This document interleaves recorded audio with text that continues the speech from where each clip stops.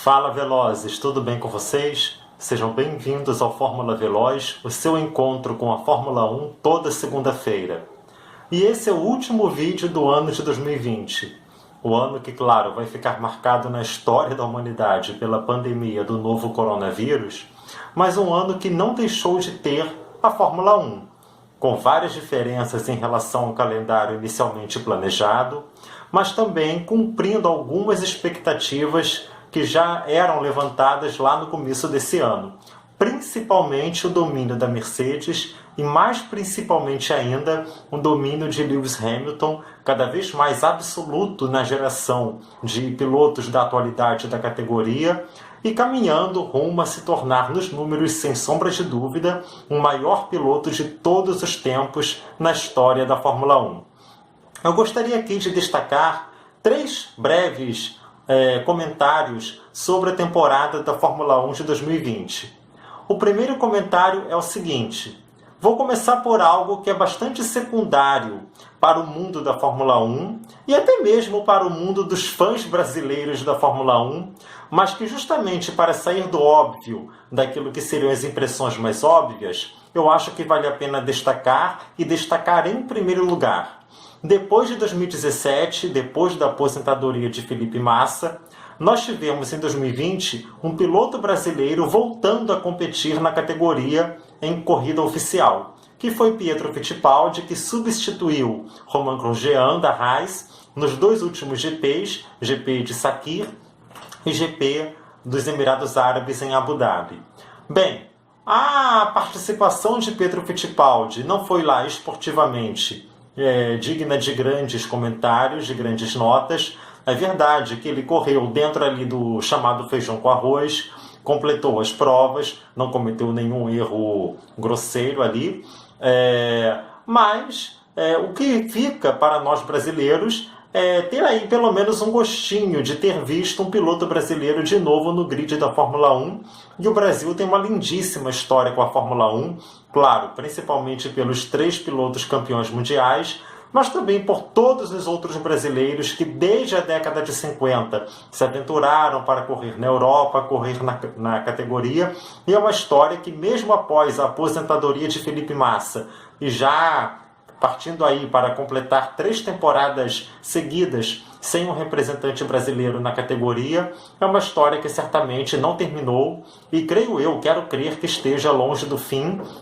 inclusive pelos vários brasileiros que estão aí disputando nas categorias de base, na Europa principalmente, que é o grande celeiro para a entrada na Fórmula 1, e também como piloto de teste, como era o caso de Pietro Fittipaldi na Haas. Vamos ver o que vai acontecer, mas eu acho que para nós brasileiros, e secundariamente para o mundo da Fórmula 1, foi digno de nota sim ter um piloto do Brasil no grid em 2020. Segundo comentário que eu quero fazer tem a ver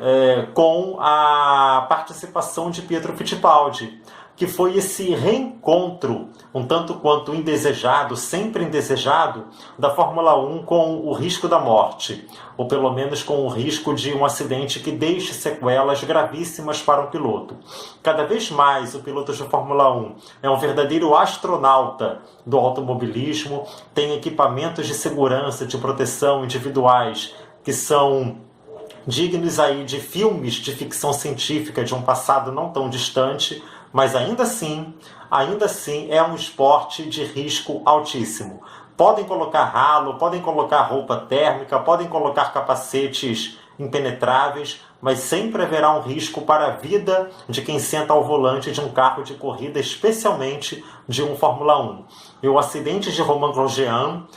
a todos que estavam assistindo ao vivo pela televisão, e muito mais imagino quem estava no circuito do Bahrein, foi realmente algo impressionante e que deixou a todos com medo, porque nos fez lembrar de que sempre o pior pode acontecer. Embora nós não o desejemos, embora nós não queiramos que ele aconteça, ele pode acontecer. Então é outro ponto digno de nota.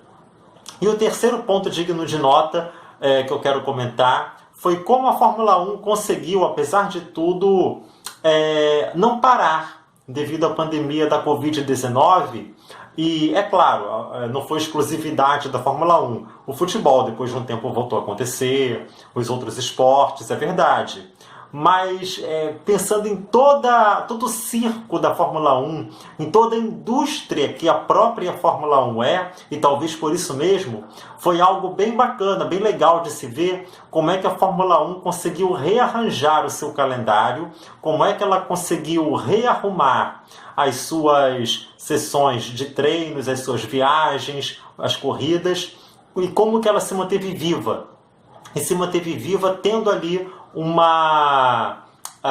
sucesso relativamente bastante grande no ano em que comemorou 70 anos, com uma corrida especial para comemorar os 70 anos, com a Fórmula 1 sendo muito cruzada pelas demandas, pelas referências do mundo, né, da geopolítica internacional. Basta lembrar da questão da luta contra o racismo, do Black Lives Matter, e aqui não faço juízo de valor sobre o movimento ou o slogan, mas é uma coisa diagnóstica, mostrar como a Fórmula 1